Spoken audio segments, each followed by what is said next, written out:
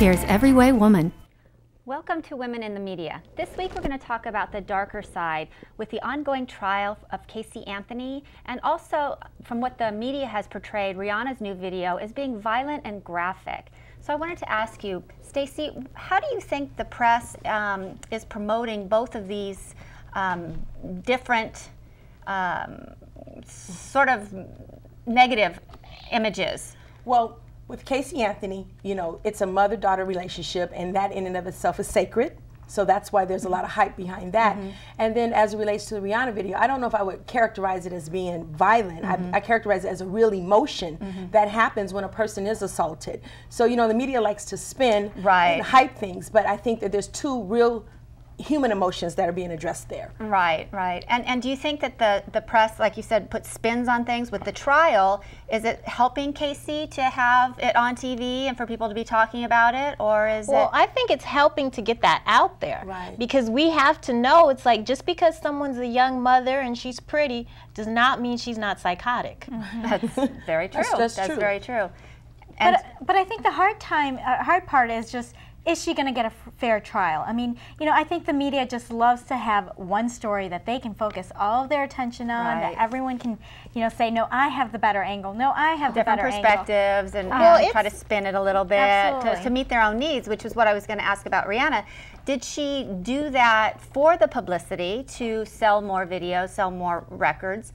Or was that something that she just felt was very artistic based and she didn't really care so much about the... Well, she wrote on her tweet page that it was getting a lot of coverage, and that was good for record sales for her, but also she stated that she was not trying to be a parent, because parenting groups are coming forth and saying that it was inappropriate, and what she said was you need to parent your children at home. Right. I wasn't doing that. I was talking about video, and I was doing my artistic creativity. So that's the side that you need to look at it from as well. Sure. And it was good she's bringing that out there, because she was at a party and she got raped.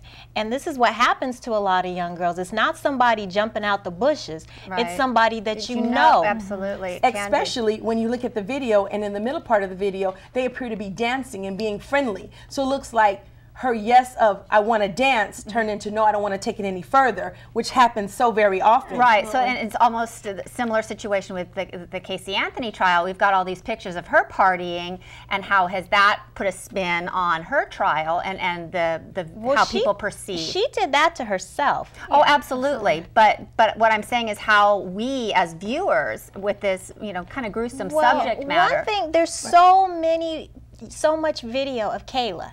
So it makes us we're closer to this little girl, because we see her. We've seen her dancing, we've seen this little girl singing. So it's like we know this little girl. Sure. And that's one of the things. They have just so much video and so many pictures of her. Yeah. Absolutely. And I think going to Rihanna's video too, you know, it's just a way for them to also be able to go back and talk about the Chris Brown incident. And I think part of, you know, people are having a hard time with Rihanna is here's this beautiful woman, you know, just gorgeous, gorgeous voice, great music, but she's had this very tough incident in her own personal life. And some of the things that have been coming out of it are, you know, are a little disturbing. They're hard to put together, you know.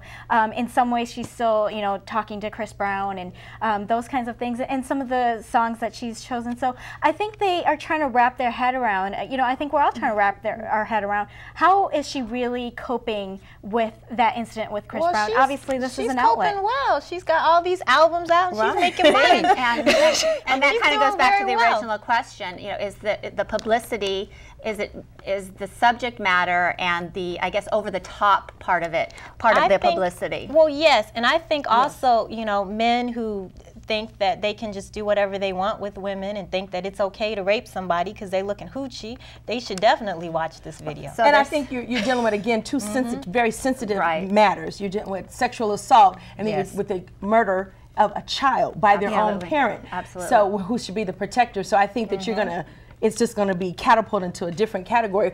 Any spin that's put on it. Absolutely, absolutely. Well, I know in one circumstance that publicity has played a good significant part is with Katie Couric's new talk show. it seems that every time we turn around, we're hearing of a new celebrity coming up with a talk show. They're reinventing themselves. A talk show here, Every Way Woman. And that's exactly it. That's why I'm so excited, because Every Way Woman is so different than what we've seen and have seen repeatedly. And so I just like each one of you maybe to talk a little bit about how you think Every Way Woman is breaking ground with our new version of Daytime Talk. Well, we do everything ourselves. We do the set ourselves, we do our own makeup, we dress ourselves, we do the we do everything. We do cooking, we don't always do politics, we're going to do some sports. And we do all of this and make it beautiful on a 99-cent store budget. There you go. And we can compete with all these people paying hundreds of thousands of dollars for sets. So it's much cheaper for them to put us on. And Stacey, I think also one of the things that makes us so extraordinary is the vision of our producers, that as we continue to move forward, we're embracing real women. Absolutely. So as you know, right now we have real women out in our green room, we have real women behind the camera. We're not just putting them as faces before, but we're really experiencing that village concept. Absolutely. And I think that's what's so extraordinary. And we're so diverse. And we have such a good time. We do. With the food, we have cooking segments. The traditionalists all the way down to the millennials and everything in between. We've had some very serious political conversations, and you know, but we do the fun stuff too, and it's